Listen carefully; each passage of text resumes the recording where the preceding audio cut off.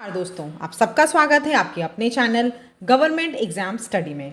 दोस्तों आज हम यहाँ पर हिंदी के प्रैक्टिस सेट करने जा रहे हैं। जैसा कि आपको पता है, वीडियो की परीक्षा में आपके हिंदी बहुत ही महत्वपूर्ण है और यहाँ से आप नंबर भी स्कोर कर सकते हो।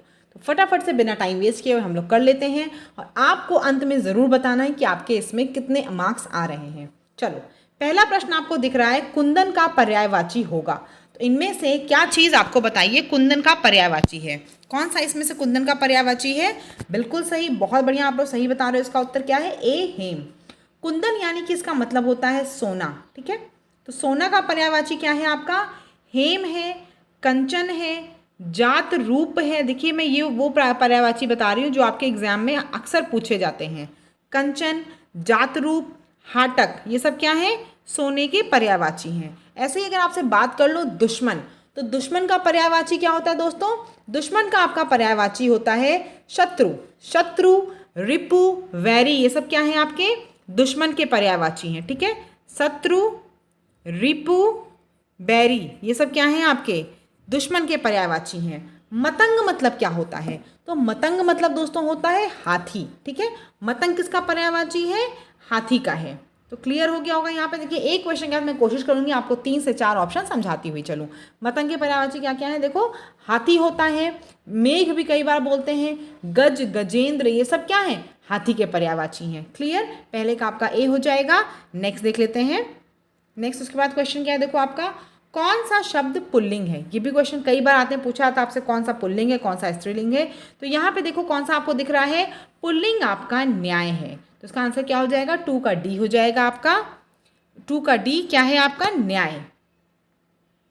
तो 2 का आपका क्या हो गया? डी हो गया। नेक्स्ट देखिए क्वेश्चन क्या है, निम्नलिखित में से कौन सा वाक्य पूर्ण भूतकाल का उदाहरण है? पूर्ण भूतकाल यानी कि जहां से आपको देख के पता चल जाए कि ये काम पीछे हो रहा था। भूतकाल का मतलब क्या होता है? पहले हुआ काम। अब देखो, वे गए, तो वे गए से आपको पता नहीं किस समय की बात हो रही है। वे खा रहे थे, यानी कि पहले तो खा रहे थे लेकिन अभी भी वो खा रहे होंगे, जरूरी नहीं कि वो खत्म हो गया हो काम। वे आए थे, ये क्या है आपका? ये आपका पूर्ण भूतकाल है, क्योंकि पता चल रहा है आपको वे आए थे यानी कि वो आए थे और जा चुके हैं। तो आप क्या बोल रहे हो? वे आए थे। तो ये आपका क्या है? ये आपका पूर्ण भूतकाल है। आगे देख लेते हैं, नेक्स्ट हमारा क्या है? तुमको मुझे पढ़ाना है। इसमें अशुद्ध अंश को पहचानना है। तो कौन सा इसमें अशुद्ध है बताओ?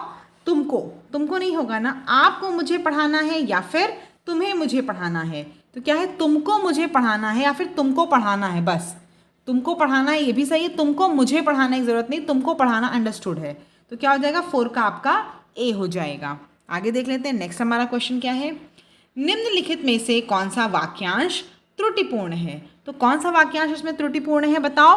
रामचरितमानस भक्ति काल की सबसे श्रेष्ठतम रचना मानी जाती है। कोई त्रुटि नहीं है या फिर त्रुटि है? तो इसमें त्रुटि है, बिल्कुल। देखिए, वर्तनी का भी ध्यान दीजिएगा, त्रुटि वाले जब भी क्वेश्चन आएंगे वर्तनी का विशेष रूप से ध्यान दीजिएगा। यहाँ पे क्या है आपका? बी होगा। क्यों? श्रेष्ठतम कहीं भी होता है ना, यानी कि वो क्या हो गई? वो सबसे अच्छी हो गई। वैसे भी तो वहाँ पे आपको सबसे श्रेष्ठतम नहीं लगाने की ज़रूरत है। जैसे कि आप किसी को बोलते हैं ना बेस्ट, अब आपने बेस्ट बोल दिया तो उसमें गुड लगाने की ज़रूरत नहीं है या वेरी बेस्ट लगाने की ज़रूरत नहीं है। बेस्ट अपने आप में क्या हुआ? बहुत अच्छा हो गया। तो रामचरितमानस भक्ति काल की श्रेष्ठ रचना मानी जाती है। सबसे श्रेष्ठतम लिखने की जरूरत, सबसे ज़रूरत नहीं है यहाँ पे लिखने की। ठीक है, तो 5 का बी हो जाएगा। क्लियर हो रहा होगा? कोई कंफ्यूजन हो तो आप कमेंट सेक्शन में उसको पूछ सकते हैं। आगे देख लीजिए, अष्टाध्यायी शब्द में कौन सा समास है? तो कौन सा समास है अष्टाध्यायी में? आपको पता है, द्विगु समास। द्विगु समास क्या होता है? जहाँ पे नंबर की बात होती है वहाँ हम कौन समास लगाते हैं?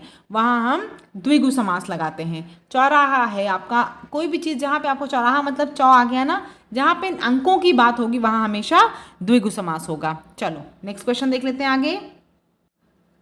अब देख लो, फिर आपको वर्तनी का चयन करना है। यहाँ पे ऑप्शंस दिख रहे हैं, बताओ इसमें से शुद्ध वर्तनी किसकी है? तो किसकी है शुद्ध वर्तनी? इसका आपका बी हो जाएगा, शिक्षणेतर। आधाता, आधाता जो हर जगह है वो गलत है, शिक्षणेतर होता है। ठीक है, नेक्स्ट देख लेते हैं। उसके बाद क्या देखो, 8 का आपका क्या है? 8 का क्वेश्चन का क्या है?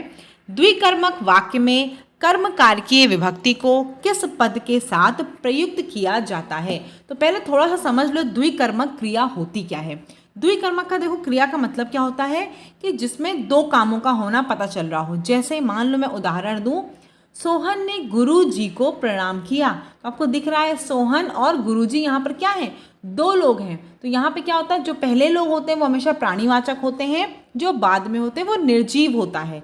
तो सोहन ने क्या किया, गुरु जी को प्रणाम किया, यानी कि जो प्रणाम कर रहे हैं उस पर दोनों को फर्क पड़ रहा है। सोहन अपना हाथ जोड़ के प्रणाम कर रहा है और गुरु जी को भी उस प्रणाम से फर्क पड़ रहा है। समझ में आ रहा होगा। तो क्या है ये, सोहन ने गुरु जी को प्रणाम किया। ऐसे ही दूसरा उदाहरण सुन लो द्विकर्मक क्रिया का। नर्स रोगी को दवा पिलाती है। देखो यहाँ पे क्या है, रोगी को दवा पिला रही है, तो रोगी पे भी इफेक्ट आएगा दवा का, और नर्स को पिलाना है दवा तो नर्स का भी काम होगा। समझ में आ रहा होगा। यानी कि ऐसी जो होते हैं जहाँ पे को यूज हो रहा है आपका द्विकर्मक, कौन से हो रहे हैं, जहाँ पर दो कर्मों में प्रभाव पड़ रहा है। ठीक है, और उनके कामों में हमेशा क्या होगा, आपके दो जो होंगे वो प्राणीवाचक होंगे और दूसरा क्या होगा, निर्जीव होगा। एक और सुन लो, तुम अपने भाई के साथ या मैं अपने भाई के साथ टीवी देख रहा था। तो यहाँ देखो क्या है, भाई और उसका जो भी भाई हो साथ में, दोनों क्या है, मैं और भाई दोनों साथ में क्या कर रहे हैं, टीवी देख रहे हैं और दोनों का इफेक्ट पड़ रहा है। तो ये क्या होता है, यही आपका द्विकर्मक क्रिया होता है। ठीक है, तो यहाँ प्रश्न में क्या पूछा गया है, को विभक्ति को किस पद के हाथ प्रयुक्त किया जाता है, तो इसको हमेशा गौड़ कर्म पद के हाथ प्रयुक्त किया जाता है। 8 का क्या हो जाएगा, 8 का सी हो जाएगा। आगे देख लेते हैं, आगे देख लो, खूंटी शब्द का बहुवचन बताना है। तो खूंटी शब्द का बहुवचन क्या है बताओ, 9 का क्या हो जाएगा, 9 का आपका बिल्कुल सही क्लास, बहुत बढ़िया बता रहे हो। 9 का क्या होगा, 9 का ए हो जाएगा, खूंटियाँ। ठीक है, 9 का ए हो जाएगा। नेक्स्ट देख लो, अनुरूप में कौन सा समास है, तो कौन सा समास है बताओ अनुरूप में, अनुरूप में कौन सा समास होगा, बिल्कुल सही। अनुरूप में देखो आपका अव्ययी भाव समास होगा। कौन सा होगा, अव्ययी भाव समास। किसी को कंफ्यूजन नहीं होगी इसमें। अव्ययी भाव में क्या होता है, यथाशक्ति, ये सब आपका क्या है, ये सब आपका अव्ययी भाव है। ठीक है, शक्ति के अनुसार। अनुरूप तो ये क्या है आपका, ये भी डी है। नेक्स्ट देख लेते हैं इसके बाद जो क्वेश्चन है आपका 11, एक की वर्तनी इसमें से शुद्ध है, बाकी सभी क्या हैं आपके अशुद्ध हैं। तो देखो ये भी आपका गलत है। ये क्या होता है, ए वाला आपका सड दर्शन होता है, सट दर्शन नहीं होता, सड दर्शन होता है, डा होता है। ये क्या होता है आपका, अनपेक्षित होता है, अनापेक्षित नहीं होता है। ठीक, ये क्या है, क्लिष्ट होता है, ठा होता है, टा नहीं होता। यहाँ पे ठा होगा इस टा की जगह, क्लिष्ट। तो कौन सा सही है, डी वाला। पर्यवसान ये आपका सही है वर्तनी। आगे देख लो, आकर्षण का विलोम क्या है, सारे ऑप्शन आपको दिख ही रहे हैं कि गलत होंगे। कौन सा सही है, आकर्षण का विकर्षण। और राजा का विलोम क्या है, तो बचपन से करते हुए आ रहे हो, राजा का विलोम रंक होगा, अमीर का विलोम गरीब होगा। ठीक है, राजा का गरीब नहीं होगा, राजा का रंक होगा। चलो नेक्स्ट देख लेते हैं आगे। इसके बाद देखो, इसके बाद आपको दिख रहा है फूल का पर्यायवाची नहीं है। क्या फूल का पर्यायवाची नहीं है बताओ, बिल्कुल सही। क्या होगा इसका, इसका होगा सी, तनुजा। सुमन, पुष्प, कुसुम ये सब क्या है, सब फूल के पर्यायवाची हैं। तनुजा का मतलब होता है बेटी, लड़की, ये क्या है, ये फूल का पर्यायवाची नहीं है। चलो अब देखो मैंने क्या दिया है, यहाँ पे आपको गद्यांश दिया हुआ है। ठीक है, थोड़ा छोटा कर दे रही हूँ गद्यांश को, और इसको आराम से देखते हुए चलो और क्वेश्चन का आंसर बताते हुए चलो। मुझे नहीं लगता कोई दिक्कत होगी, आराम से पढ़ लेना इसको टाइम देखकर, और उसके बाद अपना क्वेश्चन का आंसर कर लेना। ठीक है, थोड़ा सा जूम भी कर दे रही हूँ, किसी को मन करे तो पॉज करके इसको पढ़ के और उसके बाद इसका आंसर दे लेना। ठीक है, चलो देखो यहाँ क्वेश्चन क्या लिखा हुआ है, आज का मानव अपने व्यक्तित्व और अस्तित्व के प्रति इसलिए शंकालु है, क्यों है। देखो यहीं पे ऊपर दिख रहा है आपको, आज अपने व्यक्तित्व के प्रति आस्थावान नहीं है और प्रत्येक क्षण अपने अस्तित्व के संबंध में शंकाग्रस्त है। क्यों, क्यों वो इतना शंकाग्रस्त है, क्योंकि वो विज्ञान की विध्वंसक शक्तियों से भयभीत है। ठीक है, 15 का सी हो जाएगा। देखो लिखा है यहाँ पे कि विज्ञान भस्मासुर बन जाता है, साफ साफ लिखा है ना। इसी सत्य को क्या है, हम लोग प्रत्येक क्षण सोचते रहते हैं, तो इसीलिए विज्ञान की विध्वंसक शक्तियों से भयभीत हो रहा है इंसान। आगे देख लो, हमारी विज्ञान धृत शिक्षा की सर्वाधिक महत्वपूर्ण देन है। क्या चीज़ है बताओ, हमारी विज्ञान की सबसे ज़्यादा जो देन है वो क्या है आपकी, हाँ बिल्कुल सही बता रहे हो, एक सेकेंड, क्या है इसका आंसर, बिल्कुल सही, बहुत बढ़िया बता रहे हो। 16 का आंसर क्या हो जाएगा, ए। जीवन का अपरिसीम भौतिक विकास किसकी वजह से हो रहा है, विज्ञान की वजह से हो रहा है। आगे देख लो, मानव जीवन को भस्मासुर बनाने से कैसे रोक सकते हैं हम, तो मानव जीवन को आप भस्मासुर बनाने से कैसे रोक सकते हो, नैतिक आत्मिक मूल्यों को विकसित करके। और जो इतनी चीज़ें मैंने बताई है ना, इसके लिए आपको ज़्यादा पढ़ने की ज़रूरत नहीं, एक बार बार देखने की भी ज़रूरत नहीं है, एक बार आप चीज़ों को पढ़ोगे आपको तुरंत समझ में आ जाएगा। ठीक, चलो आगे देख लो, घड़ी में तोला घड़ी में माशा, इसका क्या अर्थ होता है, तो घड़ी में तोला घड़ी में माशा का मतलब होता है कोई भी चीज़ पे इंसान जो होता है तुरंत छोटी सी बात पे नाराज़ हो जाए और खुश हो जाए, उसे क्या बोलते हैं, घड़ी में तोला घड़ी में माशा। आगे देख लो, अब आपको तद्भव शब्दों का चयन करना है, बताओ इसमें से कौन सा तद्भव शब्द है। तो कौन सा तद्भव शब्द है? देखो इसमें आपका हंसी जो है वो क्या है? तद्भव शब्द है। वचन का तद्भव क्या होता है?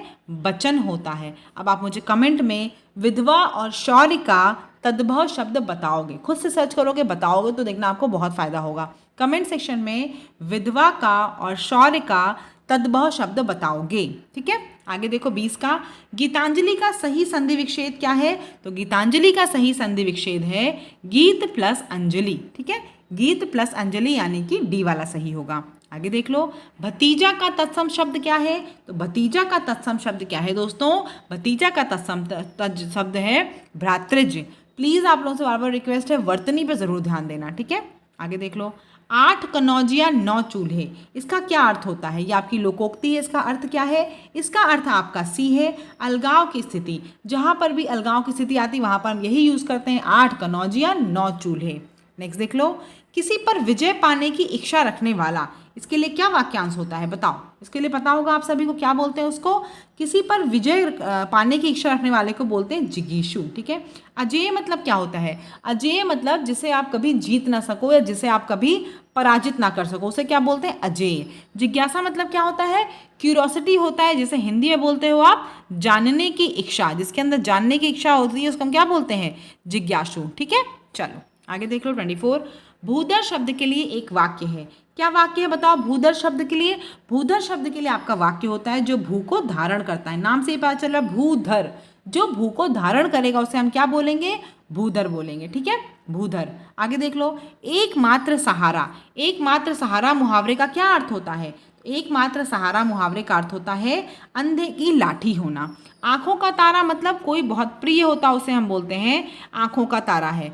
नाक का बाल भी इसी को बोलते हैं, कोई बहुत प्रिय व्यक्ति होता है उसको हम क्या बोलते हैं? नाक का बाल होना। आंखें बिछाना का मतलब क्या होता है? किसी का बेसब्री से आप इंतजार करते हो तो बोलते हैं आंखें बिछाना। ठीक है, तो सभी क्वेश्चन समझ में आ गए होंगे आप सभी को। प्लीज़ कमेंट सेक्शन में ज़रूर बताइए कि आपके खुद से कितने सही हुए, और जो मैंने आपसे 2 क्वेश्चन पूछे हैं वो भी ज़रूर कमेंट सेक्शन में बताइए उसका तद्भव शब्द। बाकी चैनल पर अगर नए होंगे सब्सक्राइब ज़रूर कर दीजिएगा। इसी तरह से आपको वीडियो की रीजनिंग, हिंदी, जीएस सभी की प्रैक्टिस सेट मिलते रहेंगे। धन्यवाद।